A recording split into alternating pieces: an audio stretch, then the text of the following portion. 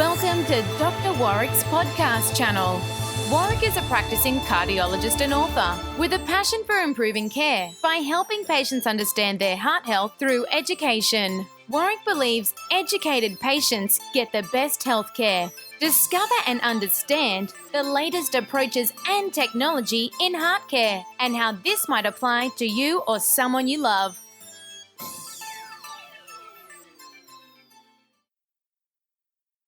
Okay, we're going to cut this one short because we've already lost 6 minutes of our time. And I really want to introduce Dr. Warrick Bishop. He's in the studio with us today. As I said to you before, it's a cardiologist, very interesting to talk to. He wrote a book. I'm not here to promote the book, obviously, and he's not here to try to sell you the book. We're just here to make sure to give you an understanding of what could arise when you have heart problems. So I think I'll pass the microphone to Warrick. So Warrick, why did you write a book in the first place? There's a book which you've written which is called Have You Planned Your Heart Attack? So I came to see you and you recommended, so I came to see you I think about 2-3 years ago and you recommended for me to take some statins. I decided to come back, let's say 2 or 3 years later, and you suggested for me to take this can. So tell me a little bit about it. Why did I have to do that? And then I can tell you what my response was based on the book that you have written. Look, first of all, Renato, thank you so much for having me here this afternoon and for the opportunity to share with your audience and talk about what I think is an incredible opportunity, which is not to wait until someone's had a problem with their heart, but try and find issues before they have a problem and literally put in place strategies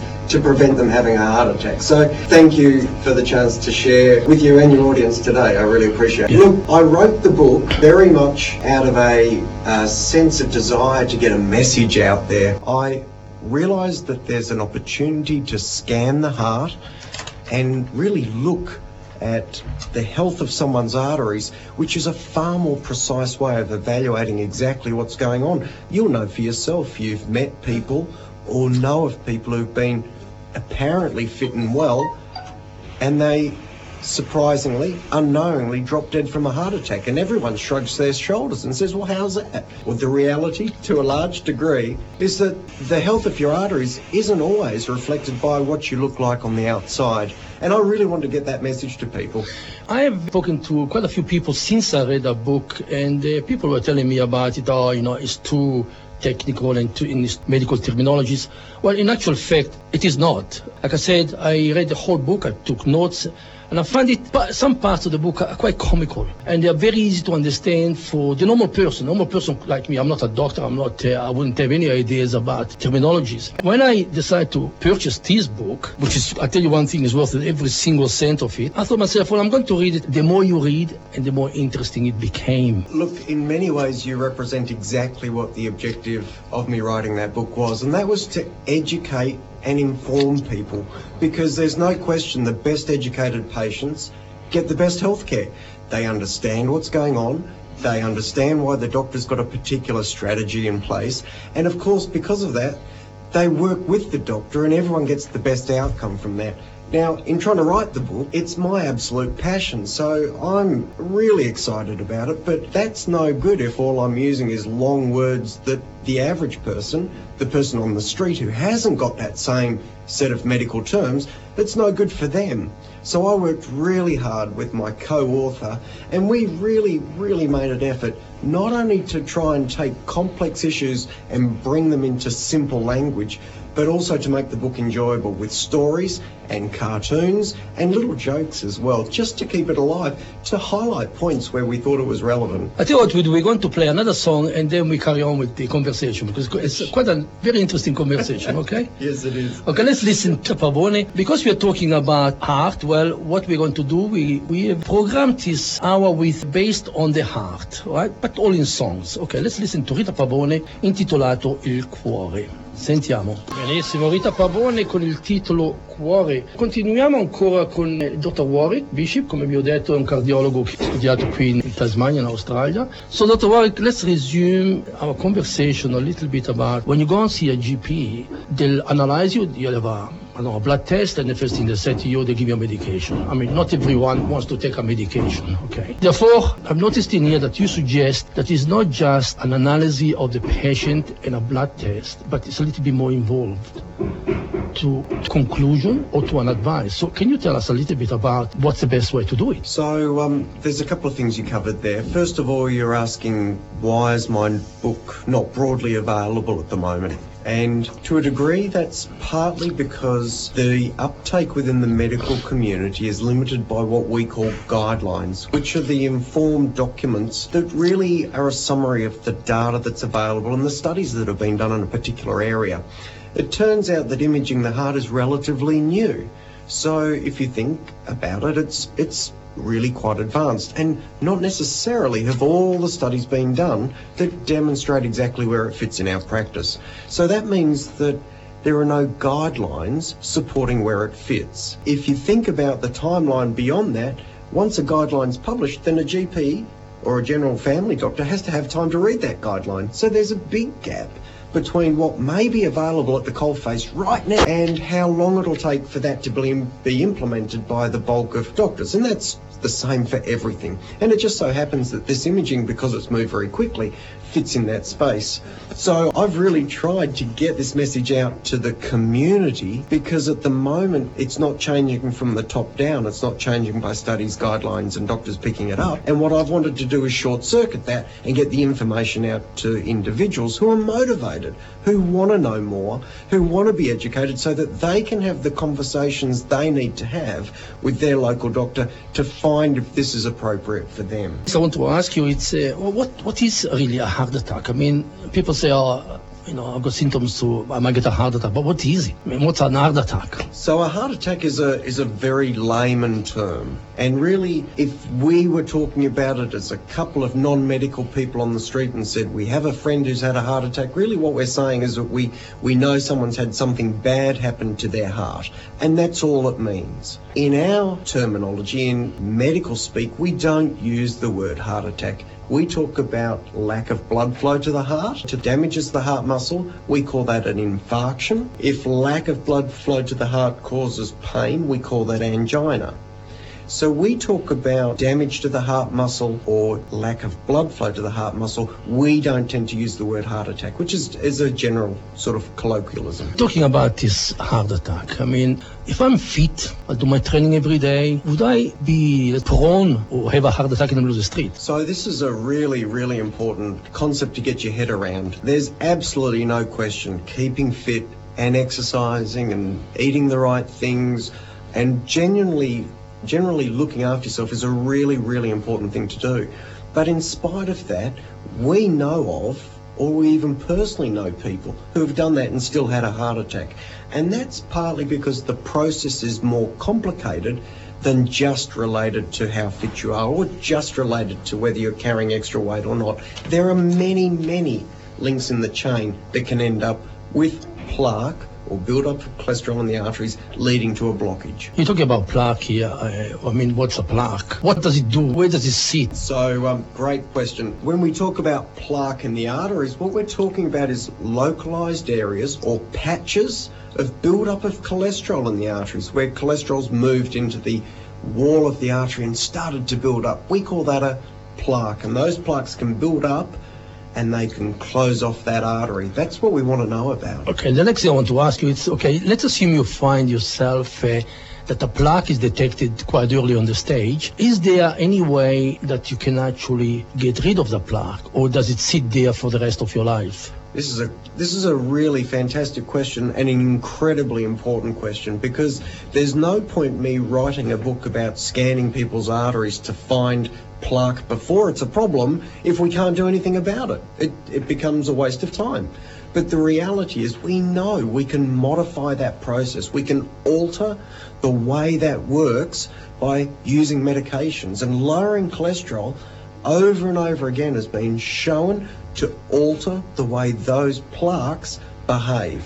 Will they eventually disappear? In certain people, if we get the cholesterol low enough, yes, we can. And my own experience is I've had a number of patients who have had serial scans for different reasons, and I've demonstrated clearly regression or reduction of that plaque burden, which is a great story. But before I continue, what I'd like to do is, as I was saying, I read the book, I read all the book, and it's quite comical. It's got quite a few beautiful comics. Sometimes I wonder, should he have been a cardiologist or cartoonist? But anyway, looks like he's good on both things. What do you think, Warrick? I'll take some credit for cardiology. Cardiology, I'm sure you do. I'll appreciate your feedback on being a cartoonist. A cartoonist, great. If you want to preview this book, you can go on the website. I think I'll pass you on to Warrick, and he'll tell you exactly how you can get hold of it, even before you decide to buy it. There is a preview, and it's quite interesting, so it can give you an introduction of what the book is all about. So, Dr. Warrick, how do we get to see this book? So without having to go out there and actually buy, we want to see a preview. Sure. Where do we go to? Sure, so the easiest place to go is simply to my website. There's information there readily available. In fact, I've created a free TV series which is sort of reflective of some of the concepts in the book. That's absolutely free, that TV show. It goes for about 12 or 13 episodes, covering really a lot of the main features in the book, but also a couple of interviews with world leaders and a dietitian. And there's even a final episode with bloopers, because I was new to doing TV. But it's all available on my website, and that's www.drwarrickbishop.com.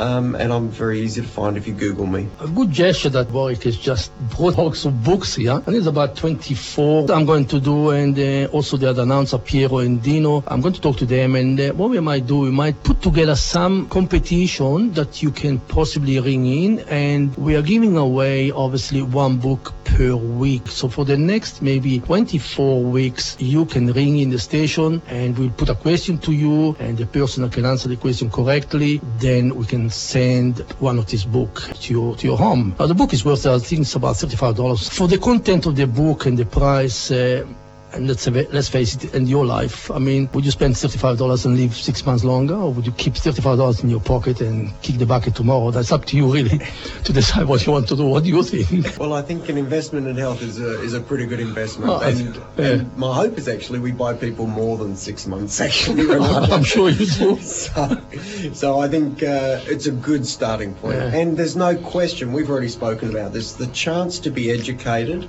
and informed around your own heart health and have some really clear information that's particular to you is just, it's priceless, actually. You wanted to ask me a question about when I came to you. Well, what was it?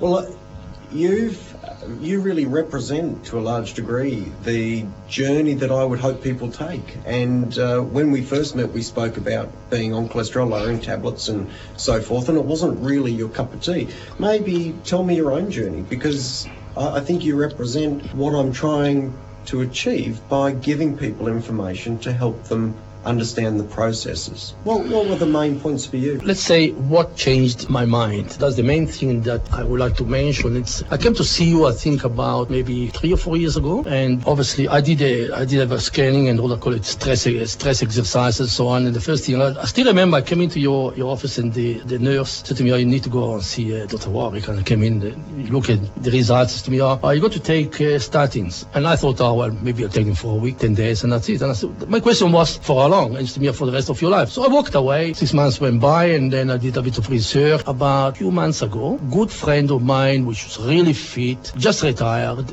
full of life, and he decided to take his grandchild for a walk in a forest in Europe. Next thing, I get a telephone call, and he died. And well, that made me a little bit concerned. I myself, hang on, if this guy is younger than I am and is gone, maybe I should go and see this doctor again. We had a chat. He talked about his book, and I said to myself, okay, I'd like to read the book first before I actually make a decision whether or not I should do all those scans, those medication. After I read the book, I had wider understanding of the consequences, just ignoring his advice, knowledge and more explanation. So therefore, I came back to your surgery, and we did all what we had to do, and you showed me on your computer all this plaque and everything else, and we should try to go into these statins and aspirin to thin out the blood. So that really changed my way of thinking. 2 reasons. One, I saw a friend of mine, dropping dead, and the other thing, I had more of an understanding of what his medication was doing. And the only way that my GP could only tell you, oh, you're going to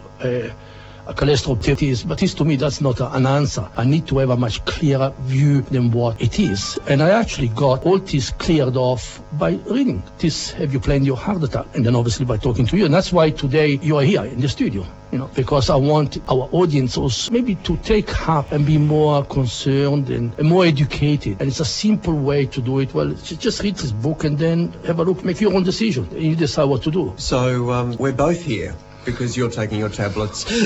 That's right. For about 6 months. Absolutely. Fantastic for me to hear the thought processes you've gone through to try and come to terms with what needs to be done for your own health. And very much my experience over and over again is if I'm looking at trying to treat a patient and I'm able to show them the build-up of plaque in their arteries or the build-up of cholesterol in their arteries with a picture that is their heart, it makes much, much more sense than holding up a blood test result and saying we need to treat this. Over and over again, exactly what you described is exactly what I see in the clinic, and I'm sure your listeners are educated people who would also want that sort of information. Let's ask you one question. First of all, I'm going to go on this question here, which what can be done by someone who wants to reduce their risk of a heart attack today.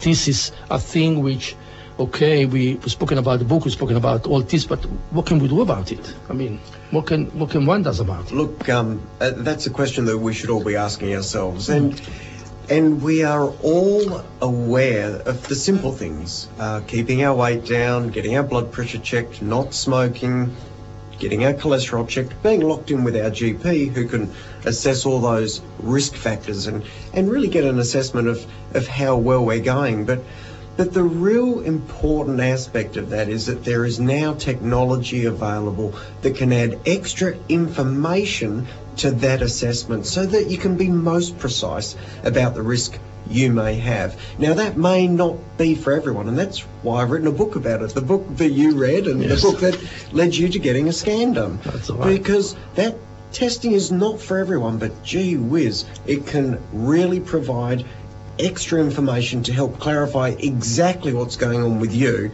and then put in place the best strategy for you, your specific needs, your future. The next question I want to ask you, it's what is all the fuss about blood pressure? I mean, you go to a doctor and they put his pump on your arm and it goes up, which I can't understand what it means. It's all numbers to me until it starts to go red or something. Then I start to a little bit concerned about it. What does that mean? Well, what is it all of? What's all the fuss about it? Well, look, the easiest and the most important way to think about blood pressure is the work that your heart does with every heartbeat. So if you think about blood being pumped around the body, would you want a blood pressure system that was high or a blood pressure system that was low if you wanted to minimize wear and tear on your pipes? Is it a little bit like a hose, a water A lot hose? like a hose. Tell me a bit about because Your whole body Yeah. is an irrigation system. Right. Now, if you run low pressure through that irrigation system, you have less wear and tear, less rust in the pipes, less work on the arteries, and in the longer term, that's good for the arteries, and it's good for the pump. Because if the heart has to work hard, pumping a high blood pressure, that heart will get stiff and wear out quicker and faster. And so blood pressure is a really important thing to keep on top of, because you want to keep the pressures in that beautiful irrigation system of your body as low as possible. Same as irrigating a garden, isn't it? It's Fantastic. very similar. Yeah, because sometimes I put my pressure very high and the whole lot blows up there. You don't want too much of that. No. Okay, tell me something else. What about a family history? If it runs in the family, is that a thing which is part of this problem as well or not? So family history is a really important component that we ask about. What I see regularly is people will come in and say, oh, someone in the family's had heart problems, and when I get a more precise history, it turns out that it's a father or a grandfather at 75 or 80 years of age, a little bit older than we normally consider as a real indicator of family history being a risk. When we are asking about family history, we're talking about first-degree relatives, that's parents or brothers and sisters, with the male having a problem at 55 years of age or less, or a woman having a problem at 60 years of age or less. So if you've got a sibling or a parent who's a male or a female at less than 55 or less than 60 years of age, respectively, then that's a true family history. And in fact, I've written in my book a lot about how imaging the heart can be a really valuable tool in that situation, because you don't know whose genes you've got actually, and so imaging may help clarify that. And my last question, starting good or bad? Look, I think it's a fantastic question the way you phrase it, because that's the way it's often represented in social media, and I think to say something is good or bad really misses the whole point of the discussion around it. And I think we have to accept that any medication we've got will have a side effect profile. And so when we understand the side effect profile, we have to match that up with the benefit in the individual patient. So we'll take your example. When we looked at your arteries, we could see that left unattended, those arteries would likely cause you a problem in the next 5 to 10 years. And so there was a real risk we wanted to address. In your situation, that risk outweighed the potential side effects of trying that medication. And we've subsequently followed up and made sure that for you, you haven't had problems and it has been well tolerated. So we're constantly trying to match up benefit versus side effect in the individual in their particular situation, Renato. Now I want to mention something else. It just came to my mind. I remember when I went into your surgery and I said to you, why don't you tell your patient about the side effects of statins? And you made a funny comment. Or shall I refresh your memory? Something to do about, or if I tell everybody the side effect. So I may have said something to you a little bit along the lines of I don't tend to plant an idea in someone's head. If I were to say to someone that this tablet will give them a little bit of blurred vision or make them a bit lightheaded, then a reasonable number of patients with that idea planted in their head will have the problem before they even get the script filled. And we know that this is called a nocebo effect. We know that by telling people the side effects, we can increase the rate of side effect in medication. And please don't misunderstand, I'm 110% interested in knowing if people are having problems with their drugs. I don't want to promote it, but I do want to know if they have a problem. So I try and be very bland and say, look, just give it a try. See how you go. If you notice a problem, let us know. If you don't, that's fine. That's what we'd expect. But I try not to plant the seed or give people a preconceived idea. Yeah, anyway, that was a very good answer that you gave me. Anyway, thank you very much, Dr. Warrick. We have come towards the end of our program. Unfortunately, we have almost finished up because the French program is coming into very soon. And we'd like to thank Dr. Warrick Bishop. And like I said to you before, it is well worth it to look at the website, have a look at the preview of what is all about his book, because it's not just a book that he's trying to sell. It is a very informative book. And I'm not a doctor, I'm not a surgeon, but frankly, as a person like you all, our audience, I believe strongly that every surgery should have this book for the doctors to read, and more than likely should be one of the textbooks anyway for the young doctor. I can say that, he can't. Okay, because I don't get reported by anything or anybody. I just say my opinion to what I base my opinion to a true belief to what I have. I don't just say things because I want him to sell more books. To me, I've got no interest on that whatsoever, but I believe the interest it's all on us and on you, audience, to virtually prevent a problem that could be prevented very easy. We only got about 3 minutes left, so we'll finish off with, I'm not going to play our sigla, but I'm going to play Eros Ramazzotti, Vita Cene. Can I thank you, Renato, for the opportunity to be here on your show? And I have to say, I thought I was passionate about preventing heart attack. It's fantastic to meet someone who's possibly just as passionate, perhaps even more so. Thank you. Thank you, Warrick, and have a nice day, have a nice week, and we hope to see you in the studio again very soon and to listen to a little bit more. Thank you very much. Have a nice week. You have been listening to another podcast from Dr. Warrick.